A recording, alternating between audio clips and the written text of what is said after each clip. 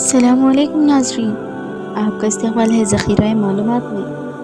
آج ہم جانیں گے امام ابو یوسف رحمۃ اللہ علیہ کی زندگی۔ امام ابو یوسف رحمۃ اللہ علیہ غریب گھر کے بچے تھے، یتیم ہو گئے۔ ماں نے بھیجا، بیٹا جاؤ اور جا کر دھوبی کے پاس کپڑے دھونے کا کام سیکھ لو، کچھ کپڑے دھویا کرو گے تو ہمارے دن چل پڑیں گے۔ یہ گھر سے چلے دھوبی کا فن سیکھنے کے لیے۔ اللہ تعالیٰ کی شان، امام اعظم ابو حنیفہ رحمۃ اللہ علیہ کا درس ہو رہا تھا۔ درس میں بیٹھ گئے، درس کچھ اچھا لگا، لوگ اٹھ کر چلے گئے۔ یہ تھوڑی دیر بیٹھ کر سوچتے رہے۔ امام ابو حنیفہ رحمۃ اللہ علیہ کی نظر پڑ گئی، وہ بڑے مردم نشناس تھے۔ انہوں نے بلایا، بچہ کیا نام ہے، کیا کرتے ہو؟ سارا کچھ بتا دیا۔ انہوں نے چہرے سے پہچان لیا کہ اس کے اندر بلا کی ذہانت ہے۔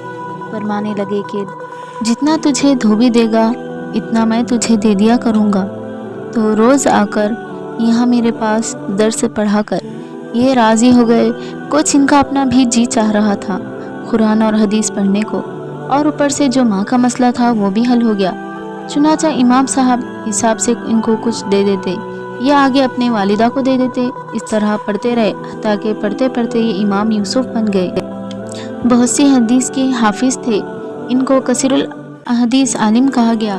بڑے ذہین تھے، اللہ تعالیٰ کی شان۔ اب جب امام ابو یوسف بن گئے تو ایک دن ان کی والدہ کو پتہ چلا کہ میرا بیٹا تو مسئلے مسائل بتاتا ہے، یہ دھوبی کا کام نہیں کرتا۔ اس نے کہا، بیٹے میں نے تم سے کہا تھا کوئی فن سیکھنا۔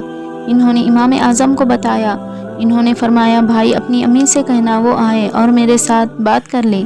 پردے میں یہ اپنی والدہ کو لے کر آئے۔ انہوں نے ان کی بات سنی کہ جی میں نے تو اس بچے کو کہا تھا کہ دھوبی کا کام سیکھے، ہنر سیکھے، یہ تو مسئلے مسائل میں لگا رہتا ہے۔ امام صاحب نے سمجھایا کہ دیکھیں جو آپ کی ضرورت ہے وہ اللہ تعالیٰ پورا کر ہی رہے ہیں۔ آپ کو گھر بیٹھے خرچہ مل رہا ہے، فاقہ نہیں آتا۔ آپ اس بیٹے کو اگر دین کے لیے استعمال کریں گے تو یہ آپ کے لیے آخرت کا صدقہ جاریہ بنے گا۔ اور پھر آخر پر فرما دیا کہ میں نے اس بچے کو وہ فن سکھایا ہے جس کی وجہ سے یہ پستے کا بنا ہوا حلوہ کھلایا کرے گا۔ ماں سمجھی کہ شاید استاد صاحب نے میری مذاق کی ہے، چپ ہو گئی۔ اللہ تعالیٰ کی شان کے کچھ عرصے کے بعد وقت کے بادشاہ نے یہ کہا کہ حکومت کو چیف جسٹس کی ضرورت ہے۔ اس نے امام اعظم کو بنانے کی کوشش کی۔ امام اعظم بنتے نہیں تھے چونکہ وہ تدوین فاقے میں لگے ہوئے تھے۔ انہوں نے صاف انکار کر دیا۔ اس نے کہا، اچھا جی کوئی اور بندہ ہو تو بتا دیں۔ انہوں نے امام ابو یوسف رحمۃ اللہ علیہ کا نام بتایا۔ چنانچہ یہ پوری اسلامی دنیا کے اکیلے چیف جسٹس تھے۔ باقی جتنے قاضی تھے اسلامی دنیا کے، سب ان کے نیچے تھے۔ تو اب آپ سوچئے کہ سپریم کورٹ کا جو چیف جسٹس بنے اس کی ویلیو کیا ہوتی ہے۔ اللہ نے ان کو وہ مقام دیا۔ جب یہ اس منصب پر تعینات ہوئے تو دوسرے تیسرے دن ہارون رشید ان کو ملنے کے لیے آیا۔ تو ہارون رشید نے کچھ بات چیت کے بعد ان کے سامنے ایک برتن بڑھایا۔ انہوں نے پوچھا، اس میں یہ کیا ہے؟ اس نے کہا کہ حضرت جو اس منصب پر آتا ہے تو اس کے پروٹوکول میں سے ہے کہ اس کو دماغی کام بہت کرنا پڑتا ہے، لہٰذا یہ چیز اس کو ہر دوسرے دن کھلائی جاتی ہے۔